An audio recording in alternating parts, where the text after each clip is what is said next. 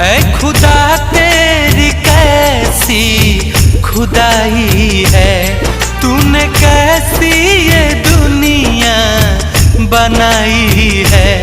प्यार करने वालों को सताया जा रहा है, प्यार करने वालों को सताया जा रहा है।